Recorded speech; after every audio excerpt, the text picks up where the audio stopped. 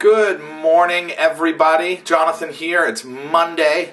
I have no voice because I sang songs I should not have sang yesterday at my all-studio recital. 4 recitals back to back to back to back. And there were some songs that I helped students learn to play, needed to sing. Anyway, so that's why my voice is a little scratchy. It was a lot of fun, though, playing Rockstar in front of a lot of friends and our families and students. So good fun, good fun. Today, I want to talk about something that came up as I watched students perform yesterday.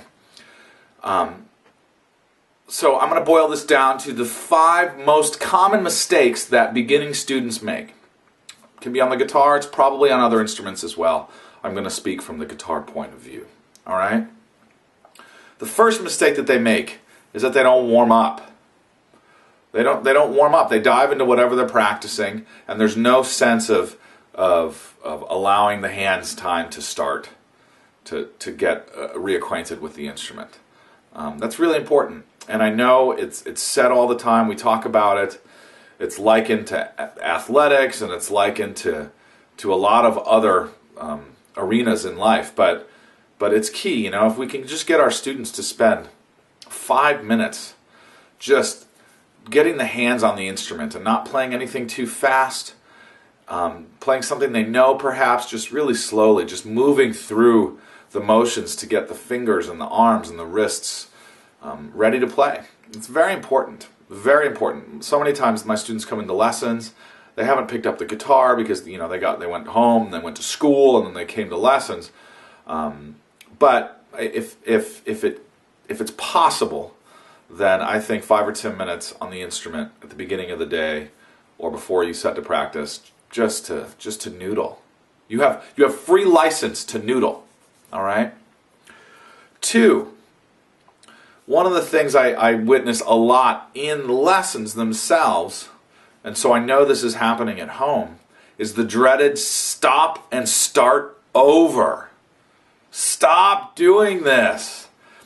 Right? If your mission is to sit and play through a piece that you've been working on, then one of the hardest things that we have to learn to do is to keep going. Keep going. Right? The song doesn't stop, the beat doesn't stop. But so many students will get up to that hard point, get up to that part that they're really kind of anxious about, and they'll stop and start over. And this does a couple of things. Namely, we don't ever work on tying the part that we know to the part that we don't know. That'll come up in my 3rd point. So when your mission is to play the piece all the way through, start and just go through it. No matter what happens, the wheels fall off, especially in practice, it's okay. It is okay. All right? 3rd point, coming straight out of the 2nd point. I think students too often will just sit at home, say, okay, I'm going to work on this song. They'll play the song all the way through, and they'll put the guitar away. They'll play the part that they know, they'll sail through it, they'll fumble through the part that's giving them trouble, and then they'll finish the song, and then they'll put it away, and they'll say, okay, I practiced. Well, what was actually practiced? You really just played it all the way through. You didn't practice anything, though. You didn't actually work the hard parts.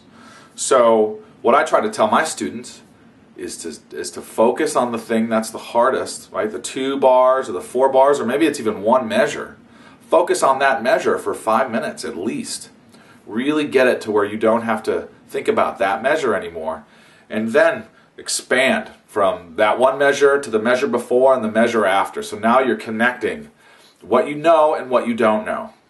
All right? And then at the end of the practice session, go ahead and play the thing all the way through, all right? I cannot tell my students enough. It is going to help drastically use your time more efficiently, all right? And students will be getting through pieces much quicker with more success. 4. Actually, no, I guess I'm on 4. I can count. Students aren't practicing often enough. How many teachers out there have a student show up and say, I practiced yesterday for an hour? Did you practice the days leading up to that? No, of course they didn't. Of course they didn't. And we can tell. So, 10 minutes a day. Look, we're not auditioning for Juilliard here, especially with like 9 and 10-year-olds. All I want is frequency. 10 minutes a day, 6 days a week is way better than 1 hour, 1 day a week. I mean, it's not even in the same ballpark. All right, hands. I think too many of the students try to think their way through the process, and it's not a cranial exercise. It's tactile. It's about getting the hands on the instrument and connecting the sound to your ears, and this has to be done deliberately and physically and repetitively. All right? And the last bit, number 5, slow down. Slow down. When you're playing and when you're learning, we have little muscles in our hands that need to be guided through the process of where they are expected to be. All right? To go from one chord to the next, to go from one note to the next, the hands don't instinctively know where to go, so we have to be slow and deliberate in showing them where to go. Now, over time, after years and years of playing and practicing different styles of music, the hands will obviously get better and get very predictive. But in the beginning, when you're a beginning student and things still feel clumsy, we have to slow down. Stop trying to go so fast. It's not a race, and believe it or not, you will get to where you want to go much faster if you slow down. All right? And I'm going to have one bonus mistake that I'm finding that students don't make, and I keep bringing this point up video after video, and that is students are not listening to music. I have guitar students who don't listen to any music, let alone guitar music. So how do they know how a guitar is supposed to sound? Well, they don't. And they might get a little bit from me, but to be honest, I'm playing a guitar in a studio that doesn't have my live rig, it doesn't have a good amp, and so they're not hearing great guitar playing. You have to listen, mainly for phrasing. Oh my goodness.